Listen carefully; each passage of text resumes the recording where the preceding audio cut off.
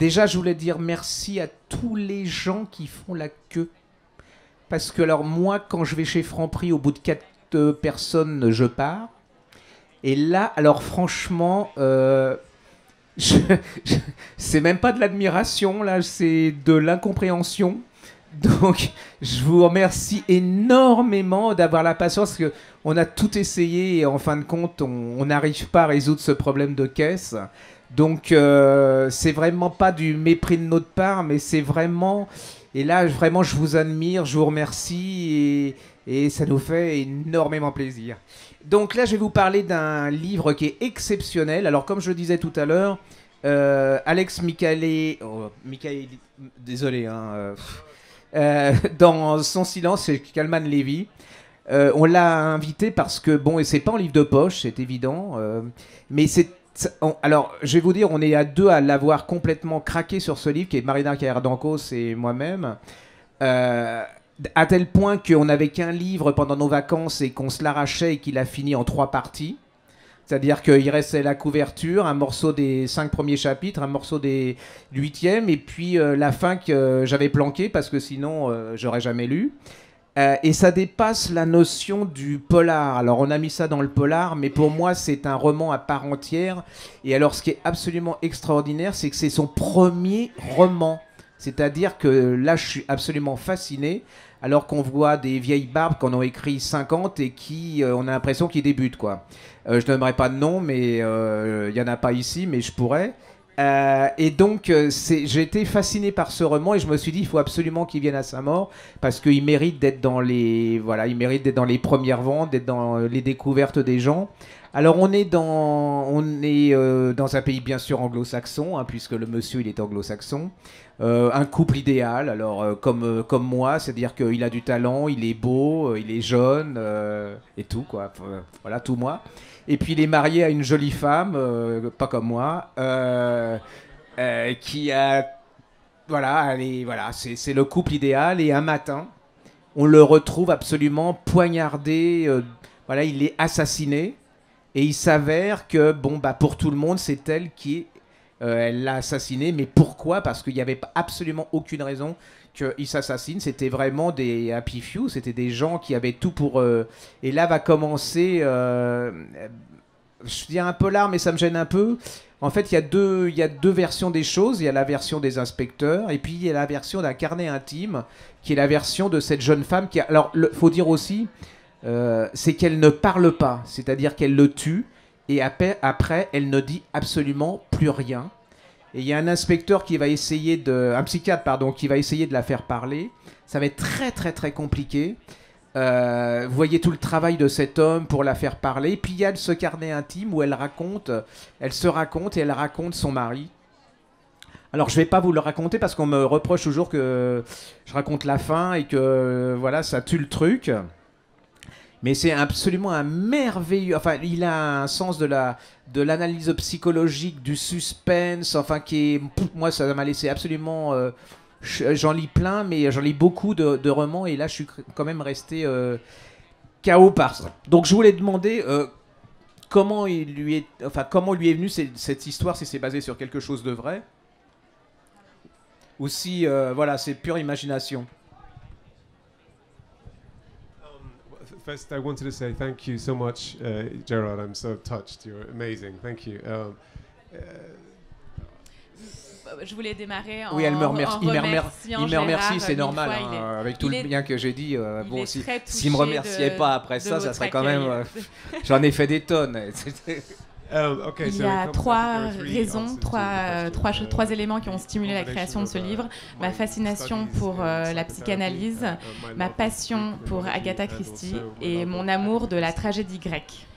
Et si on devait diviser, c'est quoi? C'est un tiers Agatha Christie ou 50-50 Agatha Christie I'd say third Christie, maybe. Un tiers de Christie dedans. Et ça a toujours été votre... Enfin, vous avez voulu devenir écrivain ou vous avez fait d'autres choses avant? I was a screenwriter Ah, before.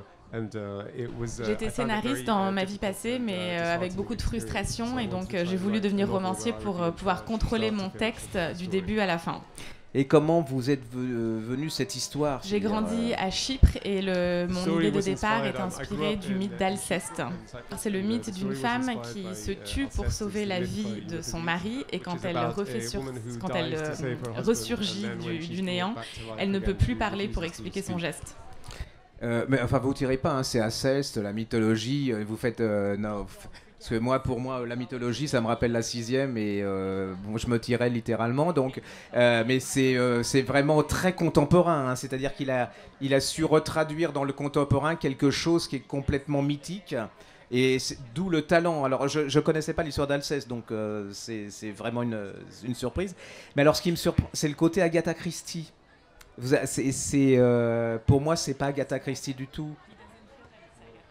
C'est elle qui m'a appris à aimer la lecture et ce que j'ai voulu faire dans ce livre, c'est utiliser la force de sa narration, mais ajouter une grande profondeur psychologique. Et alors, les gens n'ont pas lu, hein, mais par exemple, on peut vous poser la question, pourquoi elle ne parle plus ? You'll have to read the book to find out the answer to that one. Vous devez lire le livre, je ne peux pas vous répondre à cette question. Oui, là, il me coince. Je voulais que ce soit lui qui réponde à ma place. Mais, donc, je voulais dire, non, mais franchement, il a un talent d'écrivain, c'est-à-dire qu'il parle d'Agatha Christie. Alors, souvent, les gens ici en France cataloguent Agatha Christie, adolescence...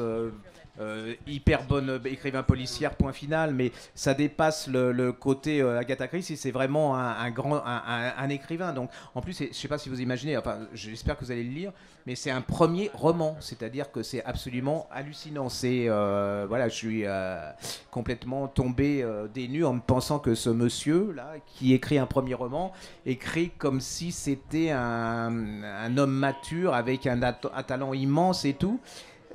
Ceci dit, je vais pas le répéter 10 fois, hein, il faut qu'il s'en souvienne.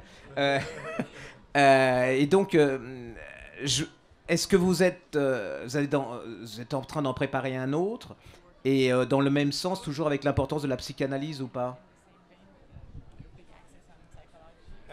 Yes, I think so. I'm working on my second novel. Je travaille actuellement sur mon prochain roman qui combine aussi psychologie et meurtre, une combinaison qui me plaît beaucoup.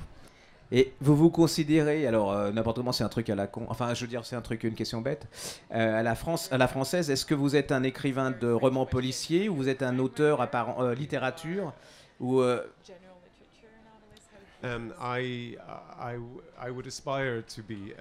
Il aspire à être un romancier qui frôlerait le crime. Ah ouais, c'est pas bête.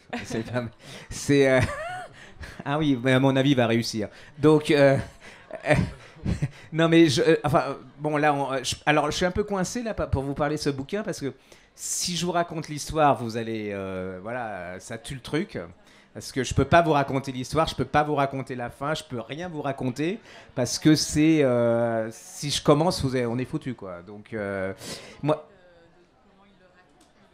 Pardon?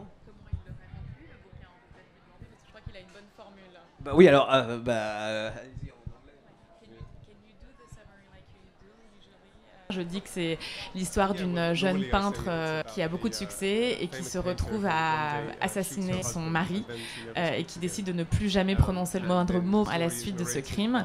Et le narrateur du livre est un psychothérapeute qui a décidé qu'il la referait parler et surtout qui a décidé d'essayer de comprendre son geste. Ok, moi j'ai rien dit, hein, c'est lui qui a raconté, donc me dites pas que j'en ai raconté trop ou pas comme d'habitude. Donc voilà, moi je peux vous conseiller, alors ceux qui font la queue c'est terrible parce que vous pouvez pas repartir quoi. Mais là vous avez loupé quand même un excellent, là vous en avez peut-être acheté beaucoup mais à mon avis vous avez loupé un des meilleurs si vous l'avez pas acheté.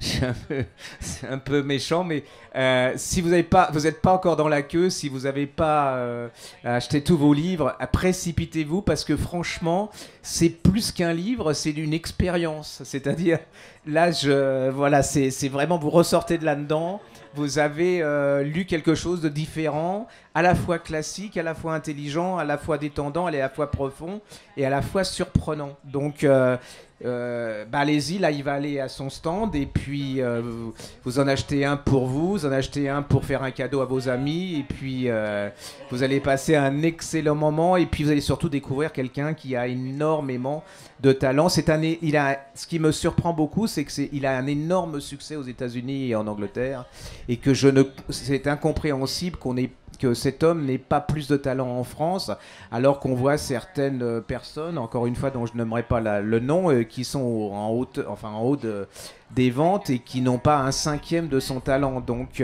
allez-y, précipitez-vous, il est pas loin et vous allez passer un moment exceptionnel. Voilà, merci beaucoup. Gerard, thank you. My goodness, thank you so much.